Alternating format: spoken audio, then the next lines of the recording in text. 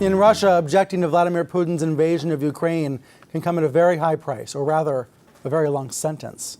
Kremlin critic and writer Vladimir Kara-Murza was detained in April on the heels of these television appearances, including some on CNN, where he denounced Putin's, quote, regime of murderers. He is still behind bars today. Kara-Murza is a politician, an activist, and a contributing columnist at The Washington Post. He submitted that essay this week. His lawyer carried the text out of prison for him and sent it to Washington. In the essay, he thanks his wife and soulmate, Yevgenia, for her support. So this week, I spoke with Yevgenia about her husband's arrest and what might happen next. My husband was sentenced to 15 days for disobeying a police order and sent to jail for 15 days. We knew right away that this was only the beginning. We knew that the Russian authorities were using this as a pretext to hold him, to give themselves time to find some more serious accusations against him. And this is exactly what happened. My husband was supposed to be released on April the 26th, but on April the 22nd, new charges were initiated against him. He was charged under new law.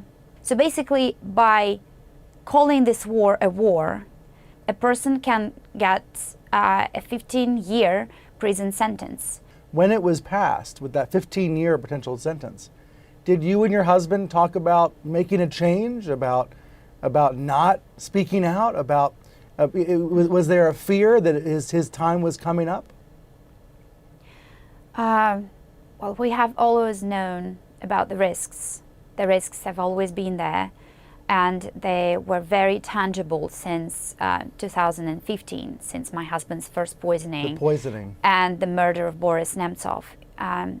Yes, but it would be, I think, quite hypocritical of me to try and dissuade my husband from going back to Russia. This is he believes in what he's doing. Your husband's worn many hats over the years. Politician, as you said, author, historian, contributing columnist for The Washington Post. Tell us about that dynamic between politician and journalist or writer. It's something that we don't see as often in the United States, but we do see it in other countries. Vladimir is a Renaissance man. Journalism has always been important to him because this is a way to provide people with objective information about truth. This is a way to diffuse truth, to speak about what is really happening. So journalism has always been important to Vladimir. But he has always seen himself as a politician.